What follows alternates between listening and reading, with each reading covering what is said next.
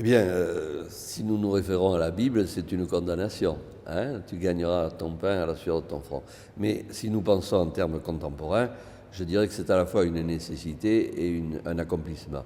Une nécessité parce que, naturellement, il faut produire et multiplier la richesse pour que ce monde qui est en expansion démographique continue, même si elle a ralenti, a besoin donc de plus de production pour se nourrir et pour améliorer la situation de millions et de millions de gens qui vivent encore très mal. Et d'autre part, c'est un accomplissement. Alors ça peut être un accomplissement personnel, dans le cas d'un artisan, d'un peintre, d'un je ne sais plus. Bon, mais ça peut être aussi un accomplissement collectif. Je donne deux exemples. Un exemple français, je pense par exemple à l'exaltation qui a dû s'emparer des gens qui ont construit le viaduc de Millau au moment où ils ont réuni les deux parties du viaduc.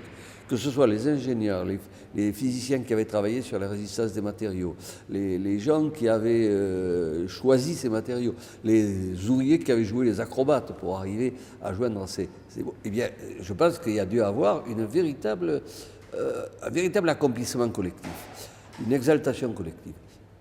Et je dirais qu'en Espagne, si on prend le cas, par exemple, de ces magnifiques ponts sur le Guadalquivir qui ont été construits au moment de l'Expo 92 à Séville, hein, qui sont des œuvres d'art, ben je pense qu'il y a dû avoir des sentiments du même ordre.